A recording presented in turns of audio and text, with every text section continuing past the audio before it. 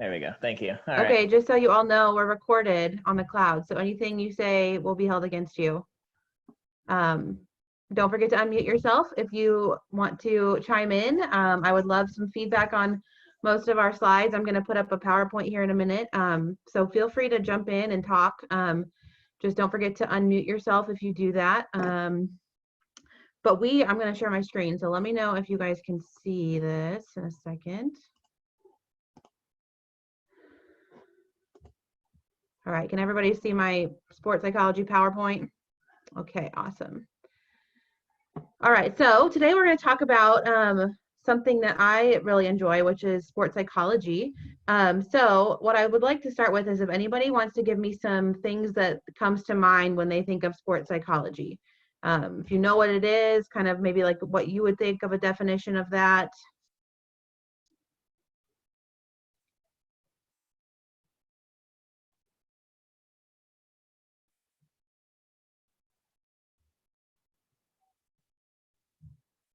Anyone have any thoughts on what sports psychology might be?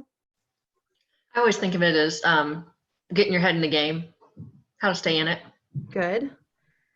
There's a lot that goes into it. So kind of what I came up with was an easy way to think of it is athletes can train their mind as well as their bodies in order to stay calm and focused for competition. But that by all means does not encompass everything that sports psychology is. We can learn skills that help us reduce stress, stay calm, boost confidence, keep a positive attitude, all of those things. It also helps us when trying to overcome setbacks. Maybe we lost a couple games in a row. How can we reframe our mind to come back and win the next one? Also, if we were to make a mistake during competition, what things can our mind do instead of our physical capabilities that can help us come back and get over those setbacks or those mistakes? And then a part of it also is enhancing the social aspects of sport. So learning how to connect with others, giving positive feedback. This can go from teammate to teammate, but also very important for coaches to think about how they're talking and connecting with their athletes as well. So let's go on to the next slide. All right, an example. So I know I have some athletes out there. I got Jess, I have Lena, I have Dawn. You guys have all played sports before. What does it feel like to feel stress or anxiety during a sport practice or competition? Have you ever experienced a time where you have felt stress, and were you able to overcome it, and how did you do it? Anyone have an example?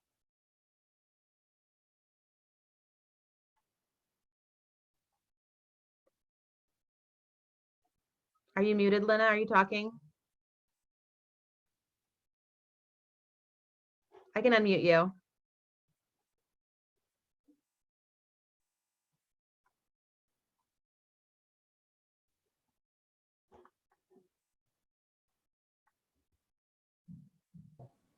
You are unmuted.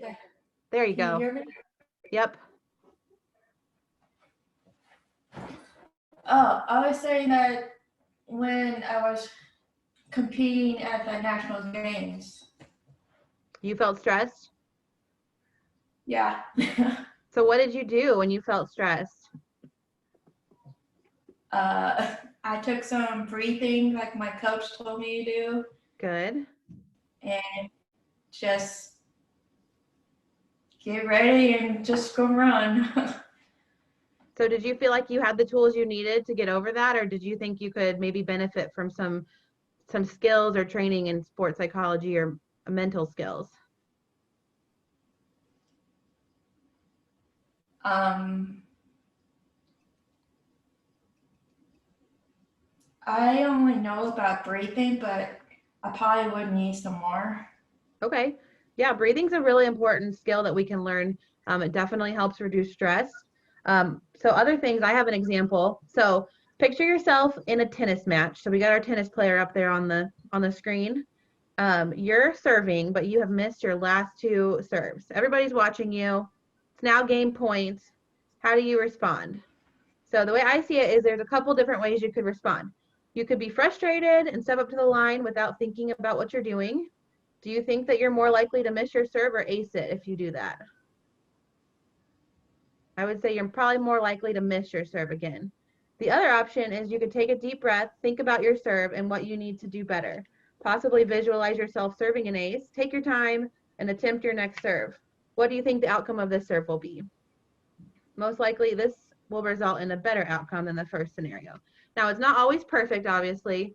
These are just tips and tools to help us do better, but that second option is going to make you feel better about what you're doing. You're going to be more confident. You're going to have a positive attitude when performing, and most likely going to end up in a better result, right? And when you think about professional athletes, a lot of professional athletes, they have the same skill levels. I mean, these swimmers are, professional, like Michael Phelps. He's technically got the physical ability of all the other Olympic swimmers out there. But the difference in his performance and someone else's may be his mental ability to overcome the situation, right? All right. So what are psychological skills?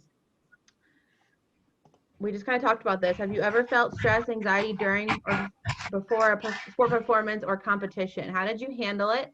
And did you have any tricks that you used to overcome it? So those tricks that you might use to overcome your stress or anxiety or your lack of focus or anything that you guys feel like goes on in your head during competition, those will be what we would call psychological skills. So things like positive self-talk. So if you see yourself talking negatively to yourself and you hear negative thoughts going through your head, learning how to reframe those thoughts into positive things. So Lynn, I'm going to call on you. Have you ever thought to yourself something during a game or competition and it was like in a negative thing, like I can't do this, or I'm going to, that athlete next to me is way better than me? Have you ever thought something like that? You're still muted. Oh, there you go. Sorry, my brother just came in, but yeah. Like, Can you think of something you might have said to yourself in your head before that might have been negative? like when I play basketball, I play against someone that's like much taller than I am, and I just tell myself,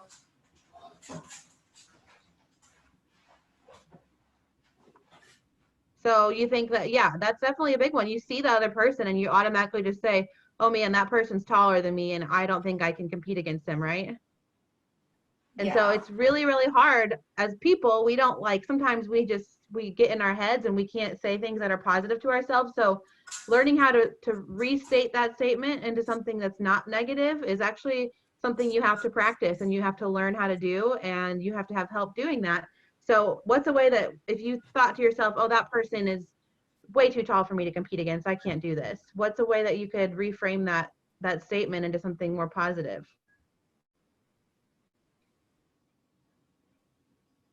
that I could have like dribble under, like try to sneak by. Yeah, maybe you're faster than him. He's taller than you, but you're faster than he is, right? That's perfect. So Yeah, that's exactly what psychological skills is, but sometimes we don't do that naturally, right? It's hard to think of the positive things on your own, right? But the people who really can use their psychological skills well, their mental skills, are people who can do that naturally, and it takes a lot of practice. So psychological skills, these things we're going to learn, like taking a deep breath. Lena said she does that already. And then learning how to reframe our thoughts, things like that. Maybe using stress balls to relieve stress. Those are all techniques and tricks and things that we can use to overcome competition, stress, and anxiety. It helps us to build our confidence, which also would result in better performance. Some things we can do to help us improve focus. And then actually, recovering from injury is something that a lot of professional athletes use these skills for, because when you get injured, a lot of times you think, oh, my whole season's over, I can't continue on with this is going to be awful, but they use these psychological skills to help them come back from that. All right, so now we're going to talk about how we prepare for sport. So how do you guys prepare for sport physically? What kind of things do you guys do to prepare for sport physically?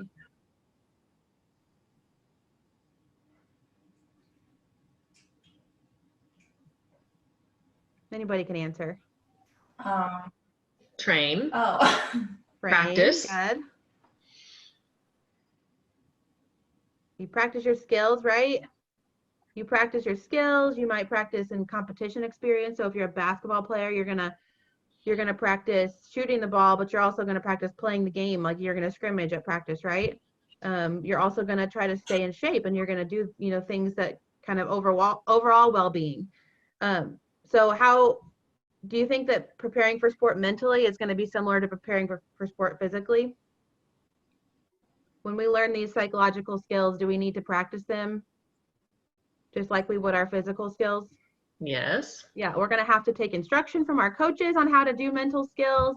We're going to have to figure out what our plan of action is. So we're going to have a routine just like we do in practice, but we're going to have a routine for our mental skills. And then we're going to practice them every single day, and we're going to practice them and do them the same way in our competition that we did in practice. Okay, next slide.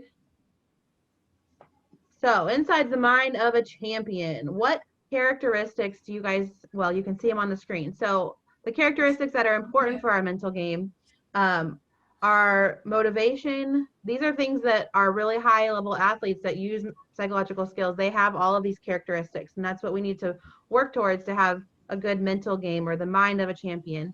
So motivation, our highest level athletes are always very motivated. They're going to be setting goals. Their motivation is what we call intrinsic. So that means that they're motivated by what they love to do. They're motivated by themselves and not the outcome of the game, things they can't control. They're not motivated by reward. They're motivated because they just love to do what they're doing. And they want to be motivated in setting goals related to performance and not outcomes. So we want to set our goals for things that we can control. Can't necessarily always control whether or not I win the game, because maybe the other team is just better than me. But I can control things like what I'm doing as far to win the game. So I can control my attitude, my positivity. I can control how hard I'm working and the effort I'm putting into the game. And those things will lead to me winning the game in the end. Our athletes with the mind of a champion are going to have a high level of confidence. So we can improve confidence in these characteristics by just having a general knowledge of the sport. So when you're at practice, listening and learning those skills and feeling comfortable with the skills that you have is going to improve your confidence.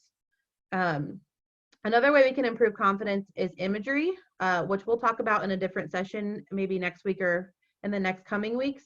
But imagery is one of my favorite things. I think it's the best. It's my favorite psychological skill. It's where you can picture yourself doing a great performance, and that in turn translates into actually performing well. And then positive feedback from our coaches, or learning how to reframe your thoughts into positive thoughts like we did with Lena earlier. Another characteristic that is important for our mental game is anxiety management. So this is anything having to do with being stressed out or being anxious before a competition or practice, and things that we can use to improve this would be like using stress balls. I know if anyone's been to a healthy athlete's discipline where they've had strong minds there, stress balls is one of the things they use for Special Olympics healthy athletes to help you guys learn how to reduce your stress and manage that. Same with breathing. Lena said she did some breathing techniques when she was at USA Games, which is great. And then yoga and stretching are two other things I had on my list. And you have to remember that anxiety and stress, somebody may perform better under higher stress levels, and some other people may perform under lower stress levels. And we'll talk a little bit about how we can be different, but just because we're talking about stress doesn't mean that you have to have a low stress level. Some athletes, and depending on the sport you're playing also, you're going to perform better with high stress levels, and you need the energy and what we call arousal level. So for instance, like if you're a golfer, that's a very technical sport. It's a very calm sport. You may not necessarily want to have high stress levels or high arousal, high energy during that. So you're going to want to find ways to calm yourself down. But for other sports, like maybe track, you want to be fast and you are going to be energetic and you want to have a little bit of stress or a higher energy level.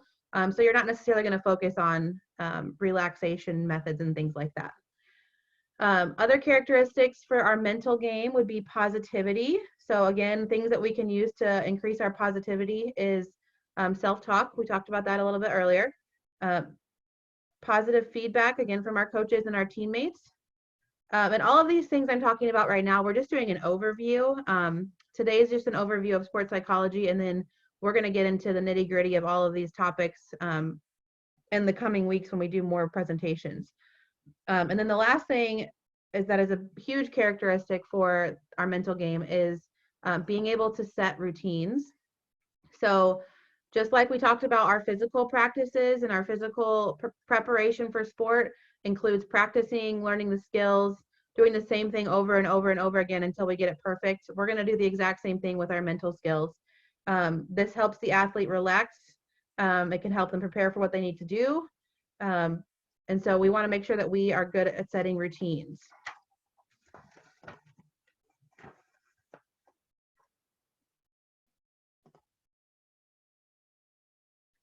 Okay.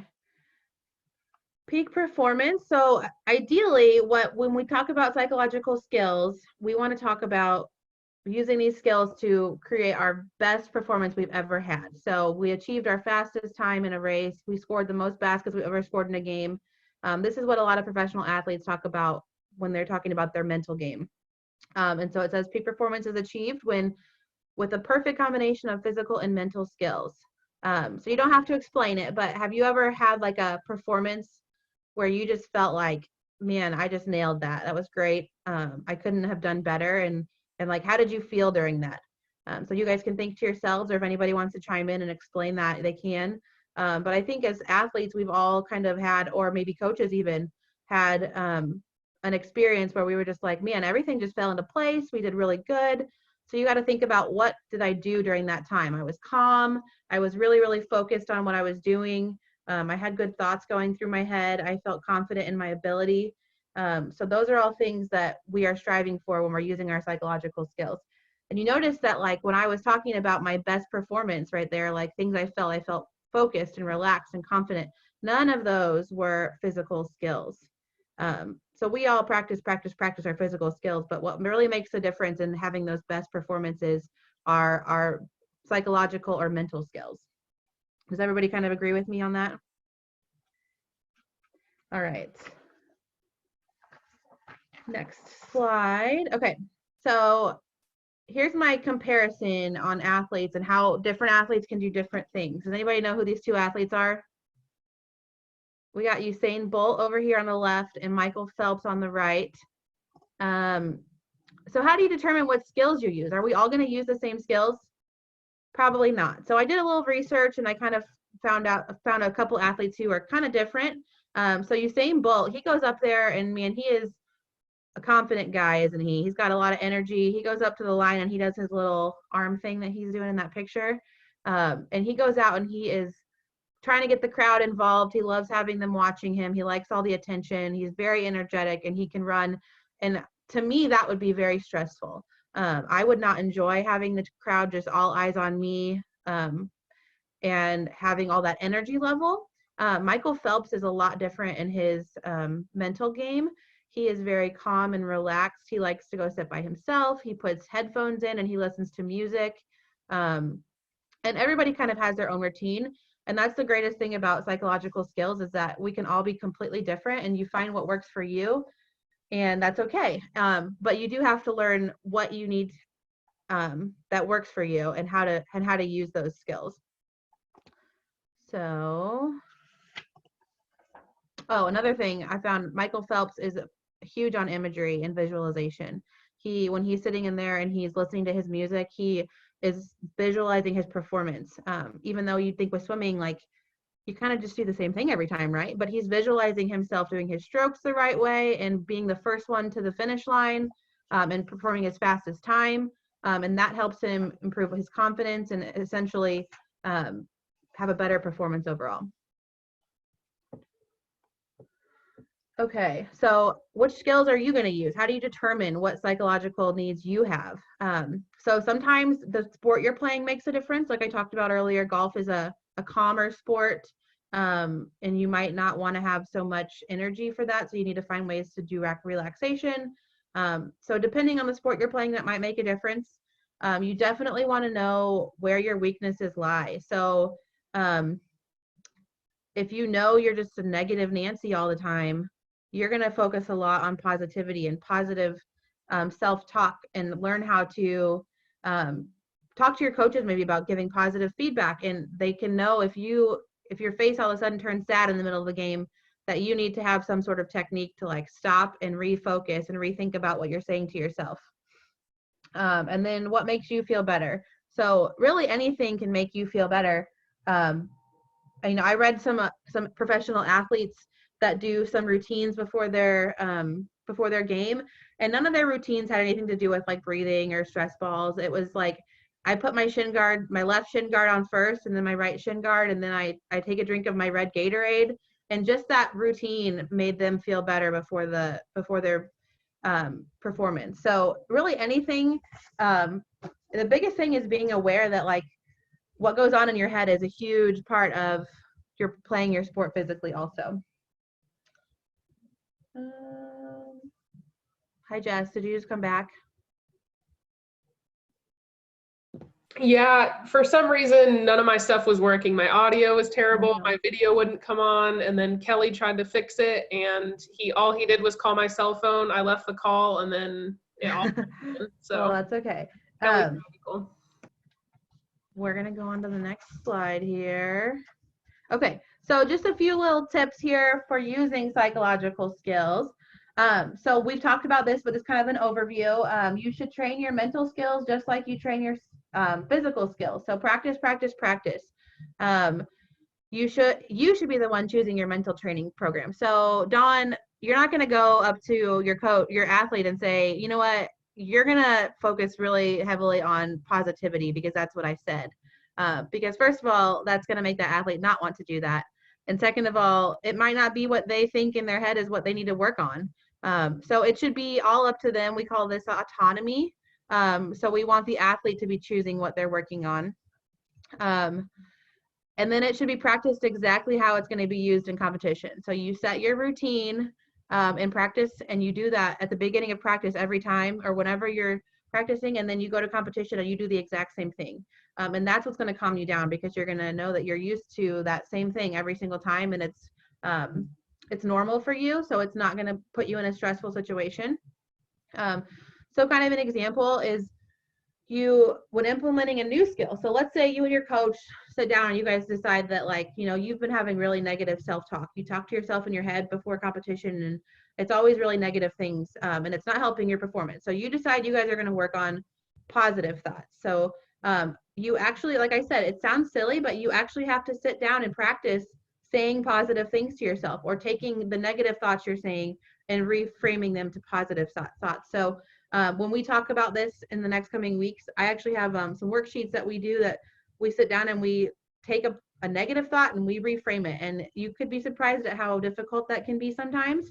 But Lena, I really loved your example earlier. I'm going to say it again.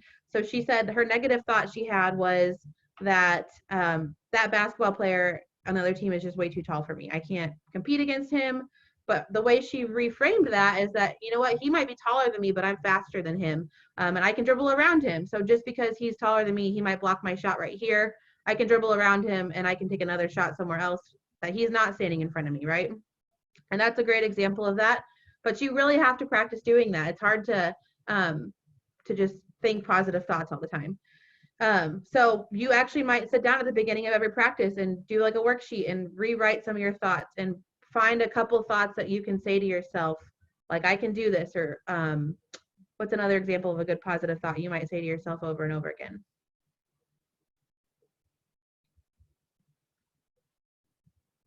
Anybody?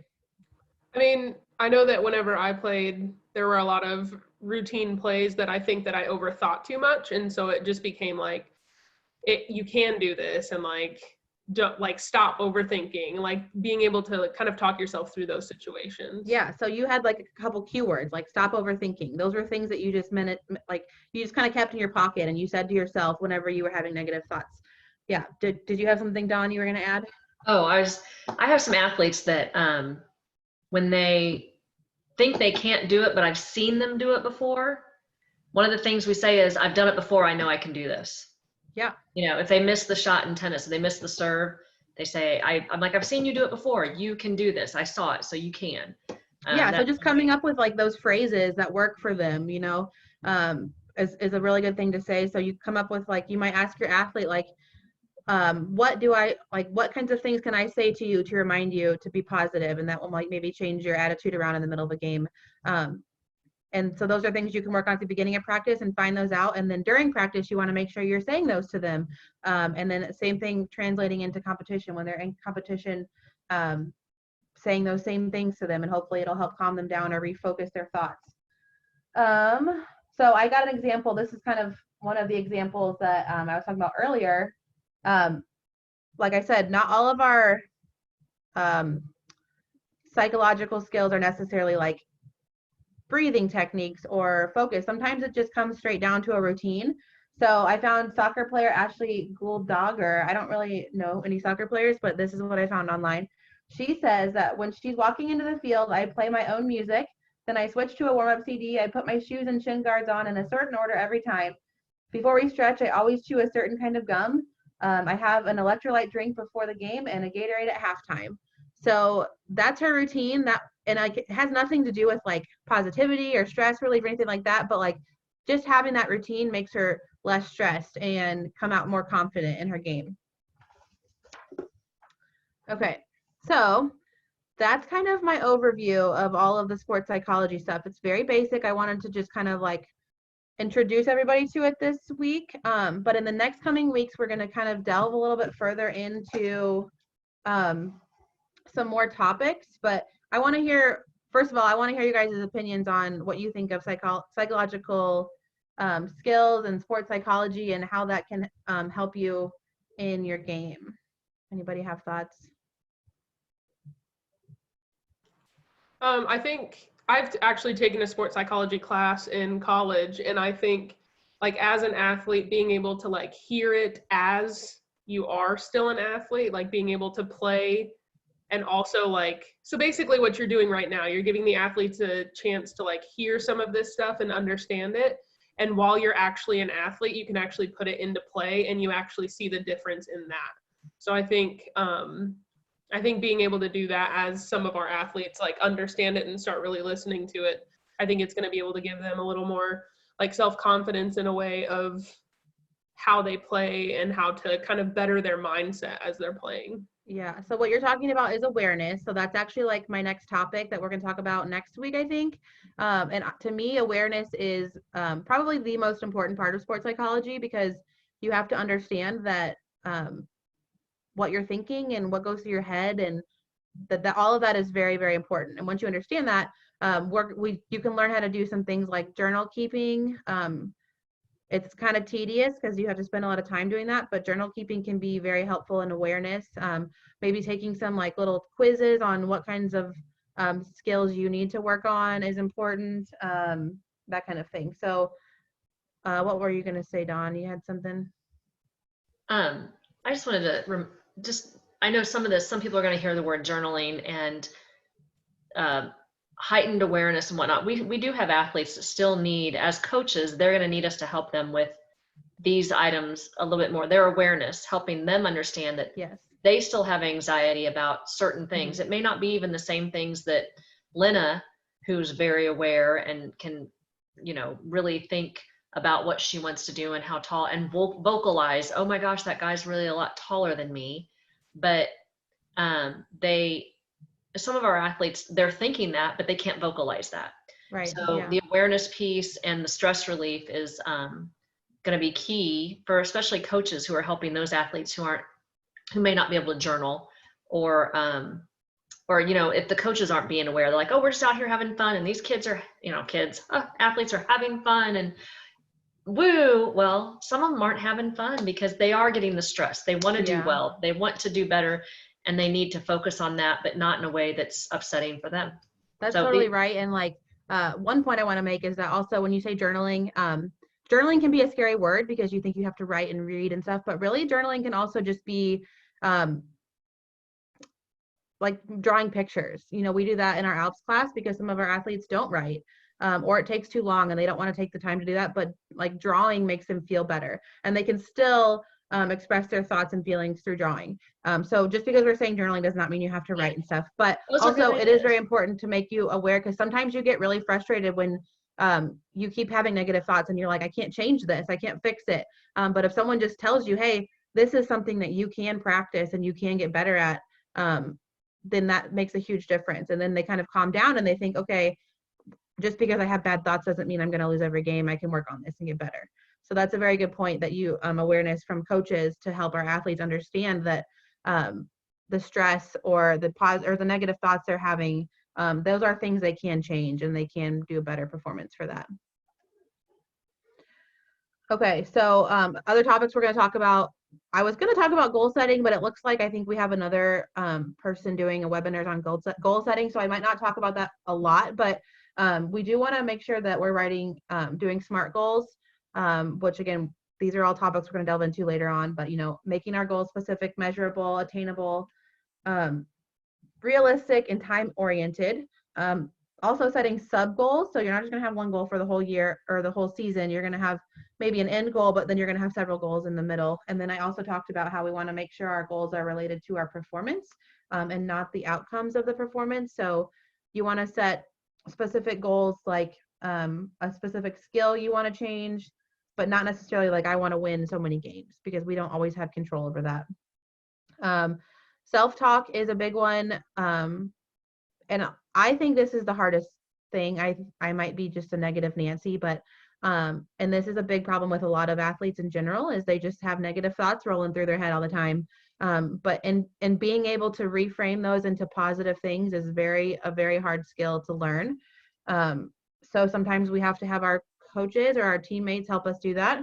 And then stress relief, there's a lot of things that we can do for stress relief, like breathing techniques, muscle relaxation, visualization, anything like that. And then imagery, like I said, is my favorite. And it's actually there's a lot more to it than you think. When you just sit there and imagine a scene, you don't think about all the tiny little details, like what you're hearing, it just comes to mind. But when you sit down and think about, like, let me listen to what I'm hearing in my visualization or my imagery, or let me think about the colors that I'm seeing, or what you're smelling. Those things all just happen naturally, but you have to like kind of break it down and actually see that. And then you can learn how to picture yourself winning a game or a competition or performing a skill correctly. And all those things go into boosting your confidence, being positive. I personally, imagery is my favorite thing to do. And when we did imagery in Alps with some of our athletes, it was really cool. We kind of all laid down in like a dark room, and I gave them like a scene and like had them create their own imagery. And it was really cool to see them come back and tell me what they created in their mind, because everybody's a little different, and that's okay. But I think they were kind of surprised that they can do that. And it's also important to know that imagery can be something that you create on your own, but it also can be something that a coach might they might give you the imagery. They might read you a scene, and they might read you a story or like some details about you winning the game, and they can help you put that image into your head. Creating your own imagery is very difficult. So there's different ways you can go about it. So that's kind of all I have today. Please join me next Wednesday at 1 p.m. And we'll talk about a little bit more in detail about anything. So if anybody else has anything else they want to add, but other than that, I'm done for the day.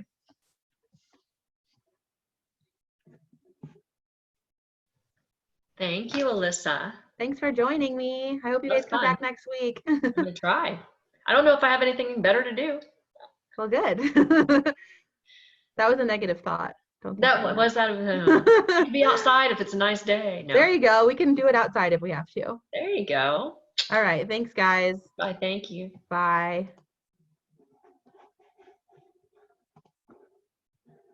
I gotta figure out how to get out of here.